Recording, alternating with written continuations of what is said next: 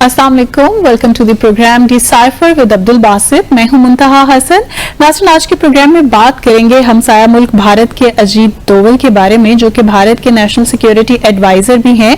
और मजेदार बात तो ये रही कि मोदी साहब की हुकूमत में मुसलसल तीसरी मरतबा इनको नेशनल सिक्योरिटी एडवाइजर जो है वो बनाया गया है। सो क्या इतना इम्पोर्टेंट है इनके बारे में, इसको आज अपने प्रोग्राम का हिस्सा बनाने जा रहे हैं। Secondly, we are going to discuss about IMF ने पाकिस्तान के लिए $7 बिलियन का पैकेज मंजूर कर लिया है। अब इस मंजूरी के बाद भारी टैक्स वसूलियों का भी प्लान जो है वो मुरतब कर लिया गया है। इसके पाकिस्तानी अवाम पर क्या असरात मुरतब होने जा रहे हैं, इस पर बात करेंगे। और प्रोग्राम में हमें स्काइप पर ज्वाइन भी करेंगे माहिर मौशियात डॉक्टर खाकान नजीब साहब। उनसे भी जानेंगे कि ये IMF और हुकूमत के माबैन क्या होने जा रहा है, जिसकी वसूलियां शायद आम आवाम से ही की जाएंगी। और प्रोग्राम के आखिर में हम बहुत सेंसिटिव और एक अहम इशू जो है इस पर बात करेंगे और आपकी तवज्जो भी दिलाएंगे। कादियानियों के बारे में आजकल बहुत ज्यादा बहस चल रही है हमारे मुल्क में, इसको अपने प्रोग्राम का हिस्सा बनाएंगे। सो स्टार्टिंग द प्रोग्राम, ये मुसलसल तीसरी मरतबा मोदी साहब ने अपना कॉन्फिडेंस शो किया है अजीत डोवल साहब पे। क्या रीजंस हैं? अजीत डोवल साहब बड़ी अंडरस्टैंडिंग है इनकी और प्राइम मिनिस्टर मोदी की, और दोनों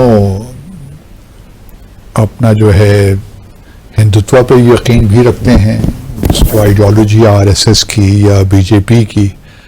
तो और फिर बड़ा तजुर्बा है अजीत डोवल साहब का।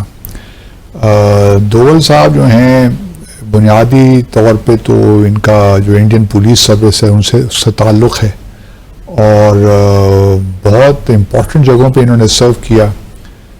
पाकिस्तान में भी तकरीबन 1 साल अंडर कवर रहे, 6 साल यहाँ पे इंडियन हाई कमीशन में भी उन्होंने काम किया। सही।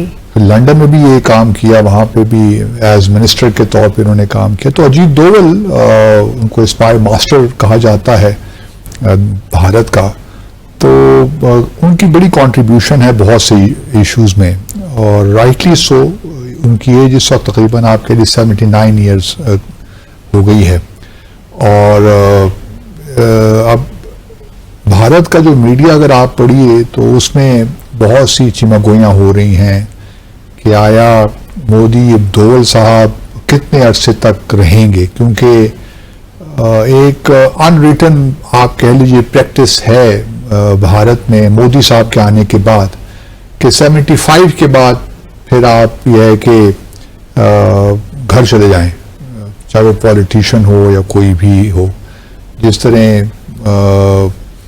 मोदी साहब ने LK अडवाणी साहब को घर भिजवा दिया कि बस आप 75 साल के हो गए हैं, आप कि हमें आप घर बैठिए, हमें एडवाइस कीजिए, लेकिन अब एक्टिव पॉलिटिक्स में आपकी अब जगह नहीं बनती।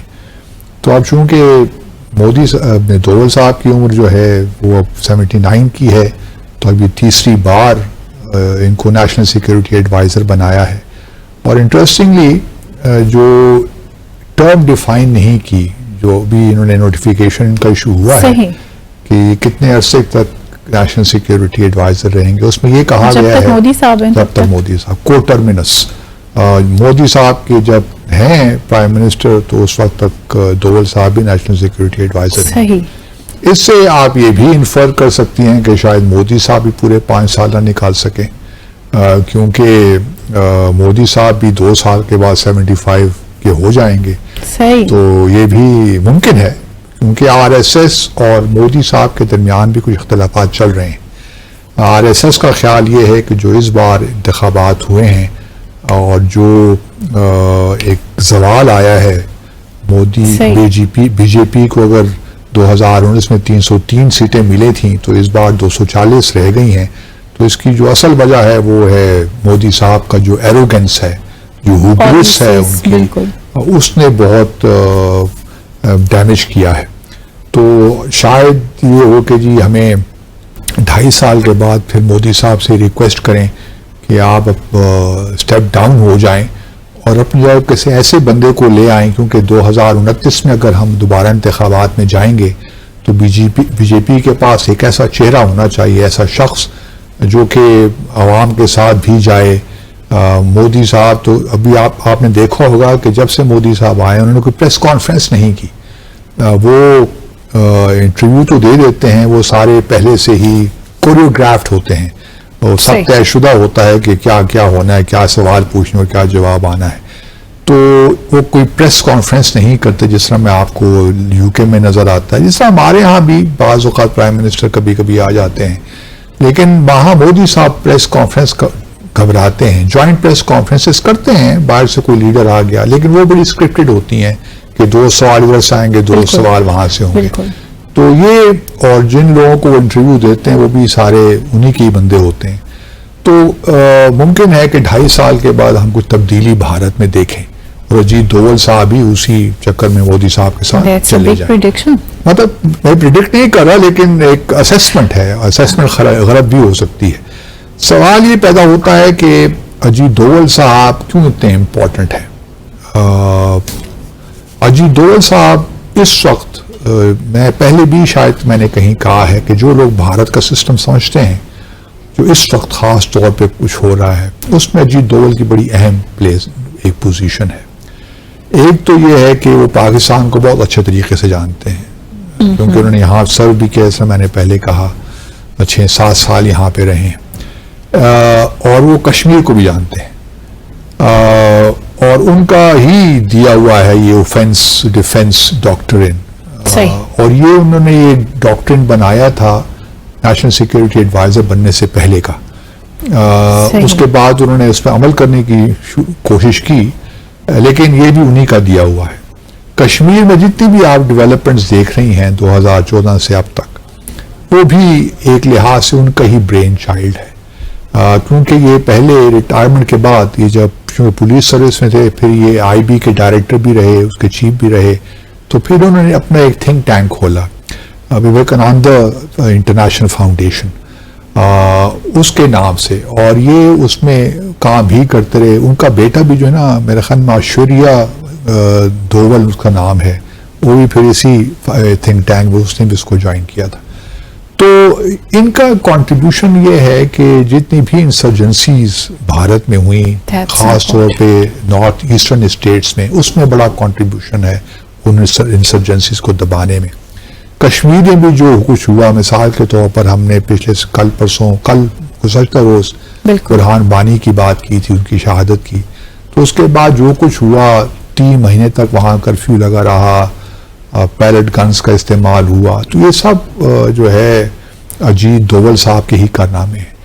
अब इंटरेस्टिंगली मैं ये बात क्यों कर रहा हूँ कि शायद 2-2.5 साल के बाद ये स्टेप डाउन कर जाएं, इसकी एक वजह ये भी है कि हमने देखा है कि इस दफ़े जो ही अजीत डोवल साहब ने अपना चार्ज संभाला तीसरी बार एज नेशनल सिक्योरिटी एडवाइज़र, उसके फौरी बाद ही उन्होंने जो नेशनल सिक्योरिटी काउंसिल है, नेशनल सिक्योरिटी एडवाइज़र का जो ऑफिस है, उसको रीऑर्गेनाइज करना शुरू कर दिया। और ये हमेशा से ये रहा है मुंतहा कि इंडियन फॉरेन सर्विस और इंडियन पुलिस सर्विस के दरमियान एक लिहाज से आप कह लीजिए कंपटीशन रहा है कि मुल्क का नेशनल सिक्योरिटी एडवाइज़र कौन बने। ये भी याद रहे कि जो इंडियन नेशनल सिक्योरिटी काउंसिल जो है, ये बनी थी नवंबर 1998 में, आई थिंक, जब भारत ने न्यूक्लियर टेस्ट कर लिए, भारत न्यूक्लियर वेपन्स पावर हो गया, तो उन्होंने एक नेशनल सिक्योरिटी काउंसिल बनाई। तो जो पहले national security adviser Atal Bihari Vajpayee के ज़माने में थे, वो ब्रजेश मिश्रा थे। सही। वो पहले, और वो फॉरेन सर्विस के थे। उसके बाद भी दीक्षित साहब थे, वो भी फॉरेन सर्विस के थे। और उसके बाद फिर नारायण थे एक साहब, वो इंडियन पुलिस सर्विस के थे। सही। उसके बाद फिर एक और साहब आए, मेनन साहब, शिवशंकर मेनन, वो भी इंडियन फॉरेन सर्विस के थे। और फिर अब डोवल साहब ये 3 बार रहे, और ये फिर अब पुलिस सर्विस। तो ये एक मुकाबला इनके दरमियान रहा है कि किस तरह कौन उसको नेशनल सिक्योरिटी एडवाइज़र कौन बने। अनलाइक हमारे यहाँ तो कुछ सिस्टम उस तरह है नहीं ना। बाज़ औक़ात ये भी होता है कि अमेरिका से बुलाकर नेशनल सिक्योरिटी एडवाइज़र लोगों को यहाँ बना लेते हैं, तो हमारे यहाँ तो कोई सिस्टम है नहीं, लेकिन इन्होंने अपना जो नेशनल सिक्योरिटी एडवाइजर का जो ऑफिस है या जो काउंसिल, उसको बड़ा स्ट्रांग है वो, क्योंकि नेशनल सिक्योरिटी एडवाइजर को बहुत से जो सेक्रेटरीज हैं, ख़ास तौर पे foreign secretary, home secretary, defence secretary, वो इनको भी रिपोर्ट करते हैं। अपने मिनिस्टर्स को तो रिपोर्ट करते ही करते हैं, लेकिन इनको भी रिपोर्ट करते हैं। फिर जो चीफ ऑफ डिफेंस स्टाफ है वो भी इनको रिपोर्ट करता है। जो सर्विसेज चीफ हैं, सर्विस चीफ्स, वो भी इनको रिपोर्ट करते हैं। तो ये कोई ऐसा वैसा इदारा नहीं है, ये एक बड़ा एक लिहाज बड़ा इफेक्टिव इदारा हो गया है। अभी इन्होंने इसकी रीऑर्गेनाइजेशन थोड़ी सी की है। पहले तो ये होता था ना कि एक हो गए अपने नेशनल सिक्योरिटी एडवाइजर और एक या दो डिप्टी नेशनल सिक्योरिटी एडवाइजर हुआ करते थे। अब इन्होंने ये किया है कि एक एडिशनल नेशनल सिक्योरिटी एडवाइजर भी लगा दिया है, और उसके साथ फिर 3 या 4 डिप्टी नेशनल सिक्योरिटी एडवाइजर्स हैं। ये जो एडिशनल नेशनल सिक्योरिटी एडवाइजर लगाया ना, ये भी इस बात का इंदिया देती है कि शायद किसी स्टेज पे 5 साल के अरसे में किसी स्टेज पे डोवल साहब स्टेप डाउन कर जाएं। तो जो एडिशनल इनका नाम मैंने कहीं लिखा हुआ था, ये जो है ये किसी वक्त फिर नेशनल सिक्योरिटी एडवाइजर बन जाएं। So we got some indications है ना, इसी से आप रीड करते हैं कि क्या होने जा रहा है। लेकिन इसको कुछ लोग इस तरह भी इंटरप्रेट कर रहे हैं कि इससे ये होगा कि जो डे टू डे रनिंग है ऑर्गेनाइजेशन की, वो तो जो एडिशनल नेशनल सिक्योरिटी एडवाइजर है वो करेगा, या फिर 4 इनके डिप्टी नेशनल सिक्योरिटी एडवाइजर्स हैं, वो मुख्तलिफ शोबों में देखते हैं। कोई इंटेलिजेंस का बंदा है, कोई और चीज़ देख रहा है। तो ये बहुत सी चीज़ें ऐसी हैं जिसमें ये जो नेशनल सिक्योरिटी ऑर्गेनाइजेशन जो है ये तब्दील हुई है अभी।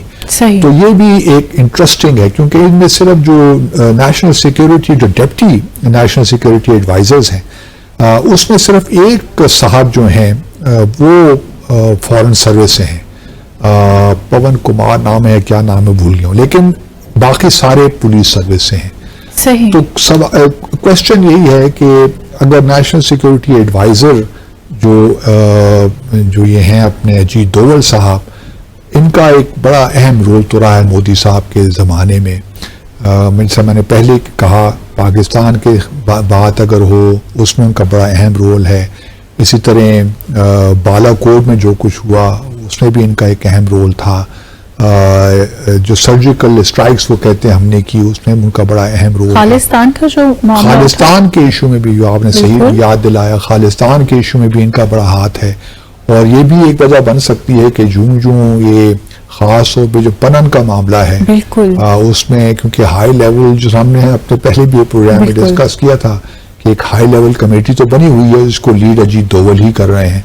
तो मुमकिन है कि इनकी जो फाइंडिंग्स हैं, कंक्लूजन्स हैं, उनसे अमेरिका इत्तेफाक न करे, मामलात मजीद आगे चलें, तो उस एम्बैरेसमेंट को उस बचने के करने के लिए स्टेप डाउन कर जाए किसी तौर पर। तो ये सारी पॉसिबिलिटीज हैं जिसके तहत लोग, भारतीय जो तजियाकार हैं, वो ये कह रहे हैं कि शायद अजीत डोवल साहब 2-2.5 साल के अरसे के बाद थोड़ा सा इसको रीऑर्गेनाइज कर लेंगे, इस ऑर्गेनाइजेशन को, और फिर जब 80 साल 81 साल के हो जाएंगे।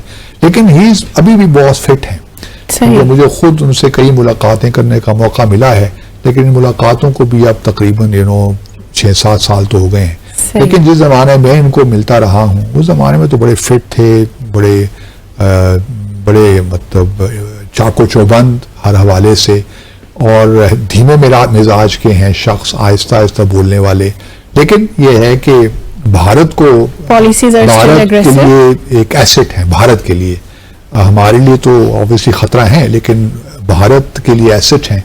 और भारत ने, मोदी सरकार ने अपनी आइडियोलॉजी को सामने रखते हुए उनका सही इस्तेमाल भी किया है।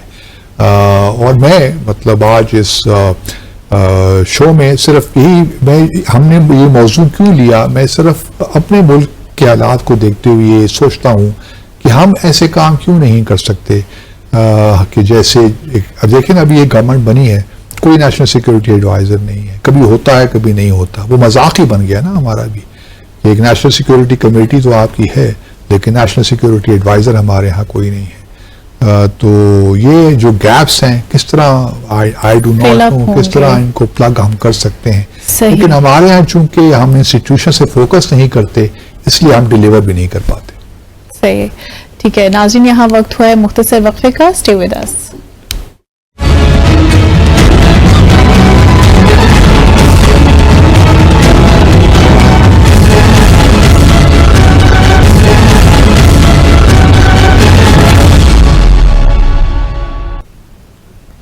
Welcome back after the break. और IMF की जानिब से $7 बिलियन का जो पैकेज है वो मंजूर कर लिया गया है पाकिस्तान के लिए।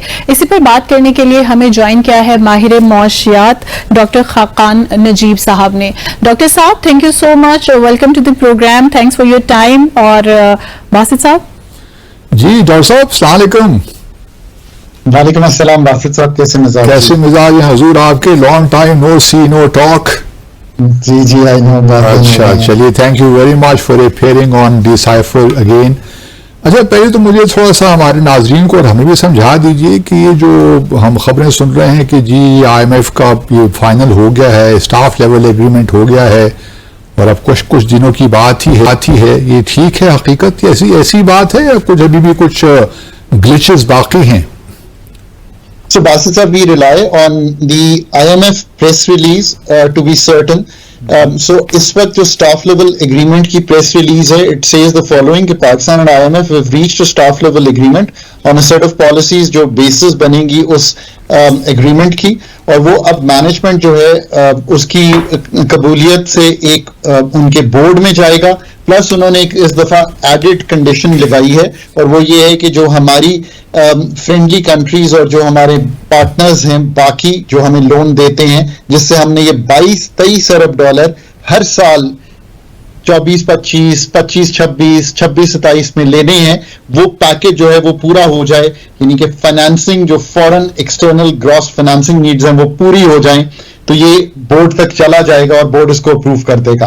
बट स्टाफ लेवल एग्रीमेंट जो है वो बहुत बड़ी स्टेज होती है कि IMF का स्टाफ सेटिस्फाइड है कि हमने प्रायर कंडीशंस जो हमारे क्वांटिटेटिव टारगेट्स हैं, जो हमने स्ट्रक्चरल बेंचमार्क्स हैं, ये हमने सब उनके साथ और इंडिकेटिव टारगेट्स एग्री कर लिए हैं। So that is where we stand. बड़ा ही वेटी प्रेस रिलीज है। ऑन अ लाइटर नोट, 11 दफा एक प्रेस रिलीज में बासित साहब टैक्स का लफ्ज आया है। उस पूरी प्रेस रिलीज में एक दफा भी एक्सपेंडिचर का लफ्ज नहीं है, यानी कि एक्सपेंडिचर रिफॉर्म्स का। एक दफा भी डेट का लफ्ज नहीं है, जो कि बड़ी डेट मैनेजमेंट मांगता है Pakistan. And of course Pakistan has had to pay the price of 1800 billion rupees of new taxation. Total 3700 की नेक्स्ट टैक्सेशन होगी, उसमें से 1700 से 1800 की नई टैक्सेशन। एनर्जी की प्राइसिंग, मॉनेटरी टाइटनिंग, ये सब वो जुज हैं जिन प्रायर कंडीशन से हमने ये IMF का जो एग्रीमेंट है वो सिक्योर किया है। मतलब ये हुआ डॉक्टर साहब कि हुकूमत के तो मजे ही मजे और आवाम पिसे ही पिसे। मैं आज भी कहता हूं कि पाकिस्तान का अप्रोच पेपर अगर बजट पे लिखना होता और IMF को कन्विंस करना होता तो एक्सपेंडिचर साइड से आना चाहिए था। बट बहरहाल कुछ अच्छी चीजें भी हैं जिसमें ये प्रोविंसेस के साथ तय किया गया है कि वो एग्रीकल्चर इनकम टैक्स पे आगे बढ़ेंगे। For the last 10 years I've been saying this, but we had to use the IMF to come up with this. मैंने हमेशा कहा है कि एग्रीकल्चर इनकम टैक्स में हॉरिजॉन्टल इक्विटी टूट जाती है। बासित साहब अपनी सैलरी जब फॉरेन ऑफिस से लेते हैं या गवर्नमेंट से लेते हैं तो मैं उनको 25 से 30%, और अगर हायर ब्रैकेट में मैडम ABN की अगर स्टार परफॉर्मर हैं और उनको 1 करोड़ से ऊपर मिल रही है तो आज 39% पे टैक्स कर रहा हूं। जस्ट इमेजिन कि एग्रीकल्चर इनकम टैक्स को मैं एक बहुत बड़ी छूट देकर और लाइफ स्टॉक को तो बिल्कुल ही छूट देकर चलाई जा रहा हूं। पूरे मुल्क से 9.5 अरब रुपए रखे हुए थे। चलें, IMF ने ही पुश किया आपको, हमारी बात तो मानना। दैट इज वाई से कि पाकिस्तान की आउटसोर्स थिंकिंग मॉडल में दूसरा उनका पुश ये आया कि आप रिटेलर्स को भी करें, तो अब हम पुश कर रहे हैं कि वो भी टैक्स नेट में आने की कोशिश करें। रियल एस्टेट पे अभी भी हमने उतना ज्यादा, जिसे आप कहेंगे जो बोझ डाल सकते थे वो नहीं डाला, बिकॉज रियल एस्टेट में पूरे पाकिस्तान के वो तबका जिनमें मैं और आप भी शामिल हैं, जिसको मैं सिविल और मिलिट्री ब्यूरोक्रेसी को कह लें आप, पाकिस्तान की अशरफिया जिसमें सारी बिजनेस कम्युनिटी मैं समझता हूं और हमारी लीडरशिप शामिल है, तो अभी भी उनको हम 15% कैपिटल गेन्स टैक्स पे छोड़ देते हैं। पर अगर हाई अर्नर हो तो उसको कहते हैं 39% और नॉन सैलरीड हो तो उसको कहते हैं 49.5% दें। So Pakistan is certainly paid a due price to getting this done. आपने शुरू में कहा कि एक्सपेंडिचर का कहीं जिक्र ही नहीं है प्रेस रिलीज में, सिर्फ टैक्सेस की बात हो रही है, तो उससे तो मैं ये इन्फर करने में हक बजानिब हूं कि ये फिर शायद आखिरी प्रोग्राम नहीं है पाकिस्तान के लिए, हम और आने वाले सालों में और भी प्रोग्राम की फिर उम्मीद रखें। सो बासित साहब, हियर इज द थिंग जो कि आप मुझे 10 बार चलाइएगा मेरा जिंदगी में, पाकिस्तान को एक टाइम और एक स्पेस मिल गई है। ये मैंने एग्जैक्टली डॉन अखबार में चंद दिन पहले एक पर्चा लिखा था, ब्रीदिंग स्पेस आपको मिल गई है।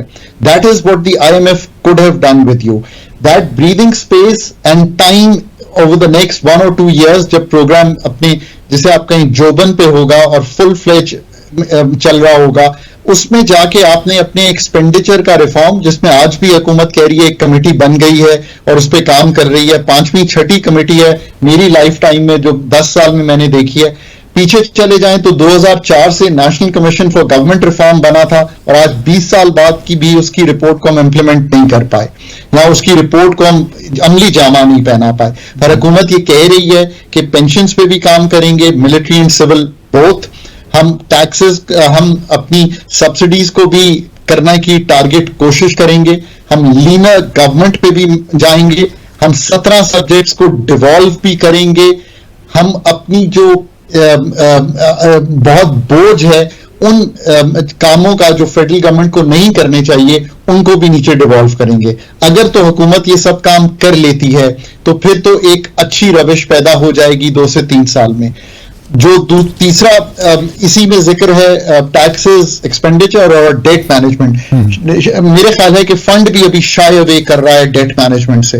पाकिस्तान की डेट मैनेजमेंट ये रिक्वायर करती है कि चाइनीज IPPs से लेकर पाकिस्तान का जो फॉरेन डेट वेस्टर्न नेशंस के पास भी है, जो मल्टीलैटरल्स के साथ भी है, जो हमारी UAE, कतर, इन सब के साथ भी है, इसकी रीप्रोफाइलिंग होनी चाहिए। यानी कि हमने जो 10 साल में देना है वो 25 साल में दें ताकि बोझ टूटे।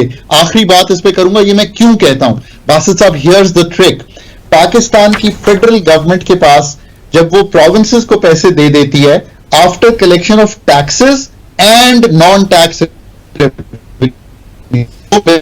PDL आप देते ना, that's my non tax, state bank का profit non tax and my FDR taxation, तो इतने पैसे बचते हैं। मैडम ये सबसे इंपॉर्टेंट बात है कि 9,775 अरब का जब आप दे देंगे मार्कअप और डेट बजट से, everything else is on borrowed funds. अब आप खुद बताइए मुल्क इसमें कैसे चलेगा। So these are the deep reforms that we have to undertake in the coming months and years. अच्छा डॉक्टर साहब, आपने ब्रीथिंग स्पेस की बात की, हम उसको कॉन्फेस करते हैं, चलें ये एक तरह से ठीक हो गया। सो मुझे कुछ कॉम्प्लेक्सिटी नजर आई है जो IMF ने अपना ये बयानिया जारी किया है। इसमें मैं 2 से 3 पॉइंट्स हैं जो आपके सामने रखना चाहूंगी, मुझे आप भी इस पे अपने कंसर्न्स बताइएगा। एक तो वो कहते हैं कि गुज़िश्ता 1 साल में पाकिस्तान में महंगाई में कमी हुई है। ये कमी कहाँ पे हुई है, कैसे हुई है, ये IMF ने किस तनाजुर में ये बात की है। सेकेंडली दे सेज के पाकिस्तान के ज़र मुबादला के ज़खायर बेहतर हुए, पाकिस्तान में मुआशी इस्तेहकाम को फरोग मिला है। सो इंटरकनेक्टेड है ये दोनों पॉइंट्स, लेकिन ये उनका क्या पैमाना था, इन्होंने कैसे मेजरमेंट्स किए हैं? एक तो ये बात है कि मेरी मैम आपसे और बासित भाई से जब भी बात हुई लास्ट टाइम तो मैंने कहा था IMF इज अ मस्ट और ये होगा, इसके बगैर मुल्क अभी हम चला नहीं पाएंगे। बिल्कुल।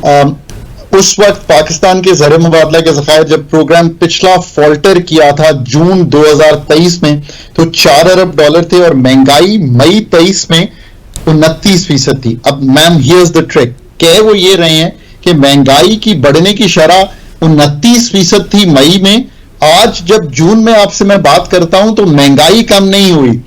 तो सारे पाकिस्तानी दोस्तों के लिए और बहनों के लिए, अब वो महंगाई पहले 29% पे बढ़ रही थी, आज वो 12.6% पे बढ़ी है जून का महीना जो हमने क्लोज किया है। चीजें महंगी हुई हैं पर उस रफ्तार से नहीं हुई। सो ये दूसरी बात हो गई। अब जो वो कहते हैं मैक्रो स्टेबिलिटी है, इसके 3 मतलब हैं। एक यह बैरूनी खसारा संभला है इसलिए कि हमने अपनी इंपोर्ट्स को तोड़ा है और इकोनॉमी की जो ग्रोथ है उसको स्लो कर दिया है, बिकॉज शरह सूद अगर 22-23% है तो मैं तो बोरो करके कोई कारोबार नहीं कर रहा। सो नंबर 1 ये बात हुई। इन्फ्लेशन का मैंने आपको जिक्र कर दिया, इन्फ्लेशन के बेहतर होने की वजह भी यही है कि इकोनॉमी को स्लो कर दिया गया। आप गाड़ी नहीं खरीद रहे, गाड़ियों की जो खपत है वो आधी हो गई है। सो कीमतें आपने देखा किया स्पोर्टेज की तो 7-7, 8-8 लाख रुपए जो है वो डाउनवर्ड ट्रेंड की। और तीसरी बात, कुछ खसारे जो हैं वो ओवरऑल संभले हैं, तो हम ये कहते हैं कि एक मैक्रो स्टेबिलिटी सी जो है वो दिखाई दे रही है। और इन सब से जो पाकिस्तान के ज़र मुबादला के ज़खायर 1% कोई आपको देने को नहीं तैयार था जून 2023 में, आज 9 अरब डॉलर पे हैं। 4 से 9 तक का बोरोड सफर जो है, यानी कि आपने बोरो भी किया और आपको कुछ लिक्विडिटी मार्केट्स में भी मिली तो आपने बाय भी किया डॉलर। वो इसलिए कि आईएमएफ की अम्ब्रेला के अंडर आते ही मल्टीलैटरल्स के जो दरवाजे हैं वो आप पे खुल जाते हैं, बायलैटरल्स भी खुल जाते हैं। साहब दो इश्यूज जो हैं वो हमें बार बार हमारे सामने आते हैं। एक तो पाकिस्तान में फॉरेन डायरेक्ट इन्वेस्टमेंट कैसे बढ़ाई जाए, और दूसरा जो है दरामदाद जो हमारी हैं उनको कैसे बढ़ाया जाए, कैसे डाइवर्सिफाई भी किया जाए।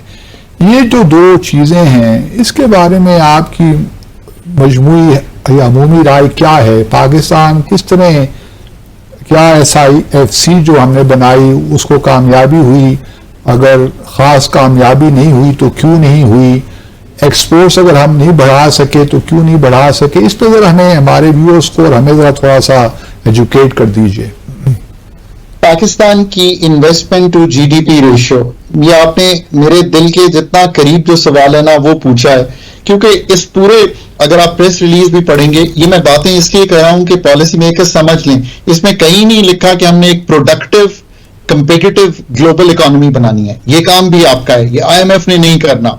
तो 3 साल बाद जब बासित साहब मुझसे दोबारा मेरे इस इंटरव्यू को सुनेंगे तो ये ना कहें कि डॉक्टर साहब आप तो कहते थे फंड में जाएंगे चीजें ठीक हो जाएंगी। मैंने वो भी आपको बता दिया कि वो खसारे संभाल लेंगे आपके, वो आपके रेट्स बढ़ा के कुछ एनर्जी में आपकी जो लिक्विडिटी है उसको बेहतर कर देंगे, इकोनॉमी को स्लो करके आपकी स्टेबिलिटी ले आएंगे। जो बासित साहब का कंसर्न है कि जी पैदावारी सलाहियत कैसे बेहतर होगी, वो आपने बेहतर करनी है, उसका IMF से कोई ताल्लुक नहीं है। पाकिस्तान की ग्लोबल कंपेटिटिवनेस, ये 2 चीजों का सवाल है जो बासित साहब ने पूछा है। बासित साहब, पैदावारी सलाहियत हमारी इस वक्त ये है कि नई इन्वेस्टमेंट टू GDP 13% पे है, ये 50 साल की लोएस्ट पे आ गई है इस वक्त। यानी कि जो पब्लिक सेक्टर और प्राइवेट सेक्टर इन्वेस्ट कर रहा है वो चाइना में 35% अपने GDP का कर रहा है, इंडिया में 28% कर रहा है, पाकिस्तान में 13% कर रहा है। That is why the economy is not creating enough employment and your poverty is rising in the country. Poverty हमेशा एम्प्लॉयमेंट से टूटती है। इनकम सपोर्ट मैंने टेबल पर बैठ के खुद चूंकि बनाया था, मैं आज भी कहता हूं वो सिर्फ उनके लिए था जो शॉक से वल्नरेबिलिटी में चले जाएं। इसके लिए पाकिस्तान की कॉस्ट ऑफ डूइंग बिजनेस और ease of doing business, regulatory reform, energy sector का रिफॉर्म और पूरी मुल्क की मईशत को प्राइवेट सेक्टर लेड ग्रोथ के अंदर लाना और एनर्जी इनपुट्स को ठीक करना और प्राइवेट सेक्टर को इस चीज से जो रेंट सीकिंग बिहेवियर है उससे निकालना, ये इतने बड़े रिफॉर्म्स हैं इन इटसेल्फ जो हमें करने पड़ेंगे। अगेन, अगर ये 3 से 5 साल की ब्रीदिंग स्पेस नहीं यूज करेंगे, आपकी एक्सपोर्ट्स 16.5 अरब रह गई हैं, जिसको सबसे बड़ा सेक्टर आप समझते हैं वो है आपका टेक्सटाइल। 25 अरब डॉलर की मशीनरी लगी हुई है, एक्सपोर्ट इस साल 16.5 अरब डॉलर, पिछले साल से 10% गिर गई है। अगर 3-4 अरब डॉलर की राइस की एक्सपोर्ट ना हुई होती तो your overall export would have fallen. So this is a very serious topic and in itself much beyond the IMF. This is your agenda. दूसरा, deregulation of the economy, उससे क्या मतलब है? जो कबाहतें हैं सारी गवर्नमेंट लेवल्स पे, प्रोविंशियल, डिस्ट्रिक्ट, फेडरल, जो टैक्स में कॉम्प्लेक्सिटीज हैं, जो पाकिस्तान की ईज ऑफ डूइंग बिजनेस करनी है पूरी, अभी हमने आगाज भी नहीं किया। एक और ये बात बिल्कुल आप ठीक कह रहे हैं डॉक्टर साहब, लेकिन मेरा एक सवाल का दूसरा डायमेंशन ये भी है इस पे कि क्या हमारे इंस्टीट्यूशंस में इतनी कैपेसिटी है कि they undertake these ready to drastic reforms. Pakistan is in a severe competence challenge. अच्छा. All others are manifestations of this challenge. इस बात को पहले तो हमें जो हमारी सिविल ब्यूरोक्रेसी है उसको एक्सेप्ट करना पड़ेगा कि एनर्जी का सेक्टर एनर्जी स्पेशलिस्ट चला सकते हैं. इवन मैं एज एन इकोनॉमिस्ट भी उसको हाथ नहीं डालूंगा. बजटरी फ्रेमवर्क्स आप ये बिलीव करेंगे दुनिया में वही लोग बना सकते हैं. हमने सारी जिंदगी पब्लिक फाइनेंस पढ़ी है, तालीम और तरबियत PhDs भी इसी में की हैं. आप कैसे जनरलिस्ट से ये चला सकते हैं? बिल्कुल कैपेसिटी नहीं है और ड्विंडलिंग कैपेसिटी है स्टेट की to implement the kind of deeper reforms that you and I both want the country to undertake. This is the severest of the challenge. और इसका अगेन IMF बिल्कुल कोई अहाता नहीं करता, मल्टीलैटरल्स कोई अहाता नहीं करते, बल्कि वो आउटसोर्स कर लेते हैं आपसे सारी रिसर्च. आज भी प्रेस रिलीज उनकी आई है ना, हमारी प्रेस रिलीज कहां है? आप तो रहे हैं ना फॉरेन ऑफिस में, आप तो एक्सपर्ट हैं इस काम पे की रिपोर्टिंग पे कि कैसे आप ये करते हैं. सो अभी तक आपने ये बताना है कि उसमें ये क्यों लिखा गया है कि मेरा कंसर्न है कि मैं SEZs के जो इंसेंटिव्स हैं वो भी विड्रॉ कर लूं. SIFC अगर कोई इंसेंटिवाइजेशन करना चाहती है तो वो भी ना करे. If I had read this and when I used to do the 13-16 program, the only program ever completed by Pakistan, I used to read it and I used to also raise my objections to the kind of language at times that was there. और मैं ये कहता था कि ये language हमें निकाल देनी चाहिए. मैं गुजारिश करता हूं कि SIFC का पर्टिकुलरली जिक्र करना इस प्रेस रिलीज में मेरा ख्याल है उसकी जरूरत नहीं थी. तो जो हमने 48 एम्बेसडर्स एट लार्ज अपॉइंट किए हैं रिसेंटली, उससे भी कोई फर्क नहीं पड़ने वाला हमारी इकोनॉमी पे. इकोनॉमिक डिप्लोमेसी और इकोनॉमिक चैलेंज करना, जबकि अपने मुल्क की कुछ चीजें जो हैं उनको ऐसे सामने रखना. इंसेंटिवाइजेशन तो बहुत की ना, फिर चाइना ने भी तो इतनी इंसेंटिवाइजेशन की तो अपनी इंडस्ट्री चलाई. वेस्टर्न कंट्रीज अपनी एग्रीकल्चर को बहुत सपोर्ट करते हैं. तो ये तो आप जब आप एज अ कंट्री ये मानेंगे कि 3 जुज हैं मुल्क चलाने के, एक डेमोक्रेटिक गवर्नमेंट, एक public servants both military and civil bureaucracy, एक तीसरा ट्रायंगल का जुज है professionalism. Walk into any ministry in Pakistan, any department, any regulatory authority and आप उंगलियों पे भी नहीं गिन सकते the kind of professionals that are needed to take this forward. मैं बार बार कहता हूं कि this is what is the missing link in Pakistan and that gets then outsourced. Basit bhai, 11 PhDs arrive from the IMF front. They are all experts in their areas. They have served in different countries. Their expertise is not कि वो power भी देख लें, वो कल finance देख रहे हों, परसों privatization देख रहे हों, चौथ कुछ और देख रहे हों. वो एक एरिया मतलब फैड for example physical affairs division का उनका जो डिपार्टमेंट है वो पूरा डिपार्टमेंट बैक करता है. 2 लड़के लड़कियां काम कर रहे होते हैं और मुझे टफ टाइम दिया करते थे. And at times you know on a lighter note ये मैं कहता हूं, मेरी बेगम इंटरनेशनली ये काम करती है, UN का जो फिजिकल अफेयर्स है वो उसमें काम करती है. तो I had to refer to her and ask करके यार ये मुझे ये कह रहे हैं, ये क्या मॉडल चला रहे हैं, बिकॉज मैं फिजिकल का एक्सपर्ट उतना नहीं था. This is the kind of expertise that is needed from the Pakistan side to get our house in order. मुझे बहुत ही खुशी है कि आपने आखिर में ये सवाल उठाया है और मैंने चूंकि ब्यूरोक्रेसी में सर्व किया एज एन एक्सपर्ट 10-11 साल, मैं आज भी कहता हूं that is the only missing link in Pakistan. ये सारे मसले अदराक भी है, आज 15 मिनट में अदराक कर लिया है, समझ भी है. अब इसका डिजाइन फ्रेमवर्क नहीं है हमारे पास. डिजाइन फ्रेमवर्क उस प्रेस रिलीज में पड़ा हुआ है जो IMF इशू कर रही है. How can you expect a country to change fundamentally when you are agreeing के स्ट्रक्चरली, यानी कि तंजीमें नौ करनी है उर्दू के लफ्ज में. How can you do it without the professionals telling me कि एनर्जी, प्राइवेटाइजेशन, बजटिंग, टैक्सेशन, ये सारे रिफॉर्म्स को कैसे अंडरटेक करना है. और फिर हम शायद कभी कभी हिम्मत हार जाते हैं कि शायद मुल्क नहीं ठीक कर पाएंगे. ये मुल्क 3, 5, 10 साल में ठीक कर पाएंगे हम, इसमें कोई शुबा नहीं होना चाहिए. बट ये सारी टीम आपको कभी ना कभी तो इंस्टॉल करनी पड़ेगी. इसकी मिसाल neighbouring country sooner the better.